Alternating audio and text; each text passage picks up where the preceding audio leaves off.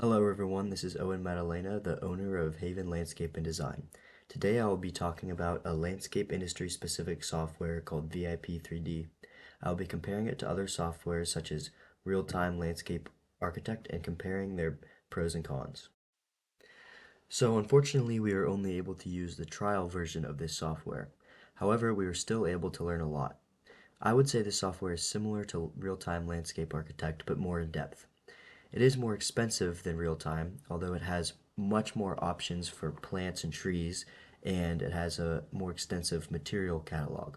It also has a construction layout page that gives you smart data on the drawing, helping you price out the job and submit it as a drawing to your borough. While using this software to design, you will go through different stages that are specific to different objects. For example, if you're looking to build a hardscape or a deck, you'll go to that stage. The walls and fence are put together in a stage, the house has a stage, steps and benches, plants and trees, and so on. These different stages are organized into objects that are similar to one another. For example, the hardscape and deck are using flat surfaces, so patios and decks, which are similar to each other. Walls and fences, obviously, are vertical structures. They're similar to each other. Plants and trees, it's pretty self-explanatory. So this just makes the design process more organized and easy to use. This is different from some softwares because all of the layers are completely preset and you're not able to change them. So anytime you use the wall tool or the hardscape tool, it will automatically be put into that layer and it will stay there. Real-time Architect has some similar layers, but it's a little bit more flexible than in VIP3D. If you would like to change the appearance of any object, you would go to the Materials tab and use one of the materials found in the extensive library. In other softwares, you could be in any layer and just click on an object and change its material. However, in VIP3D, if you wanted to change a material, you had to be in the Materials tab, and then while under this tab, you could click on any object and switch it to any different material.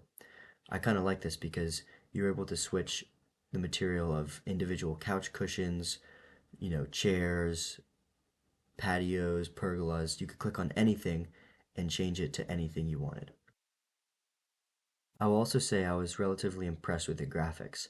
You can see I screenshotted a little square of it looked like travertine pavers to me, and I was impressed with how good the resolution was.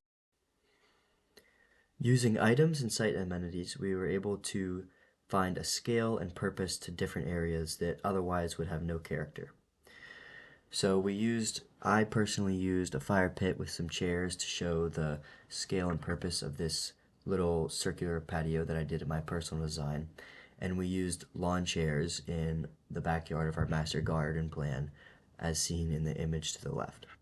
We also used plants to add some foliage and vegetation to our designs.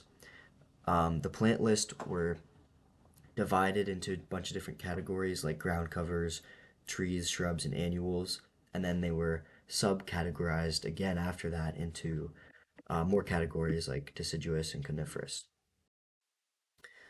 I was a fan of the presentation tab on VIP3D.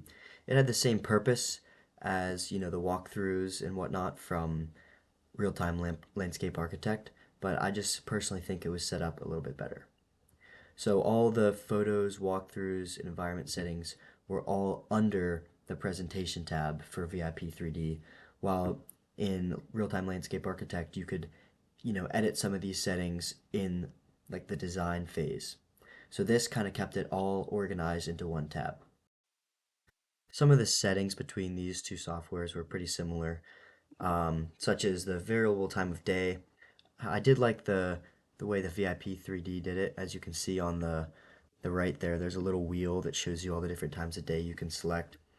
You could also change the speed for your walkthrough videos and a handful of other things. This software also is able to take photos and walkthroughs for you, so you can see those bottom two photos. I took a photo showcasing one of my plantings, and then I took another photo that's framed by some coniferous trees, and you can see in the background my walkway and fire pit area. The walkthrough is another way you can show your entire project, or just, maybe just the backyard from different angles and at different times of day in the same video. So this construction tab was honestly one of the biggest differences between this software and Real-Time Landscape Architect, and one of the reasons that it's more expensive but more useful. So this is kind of the page that you would print out. You can see there's a couple different options for you how you can have it set up.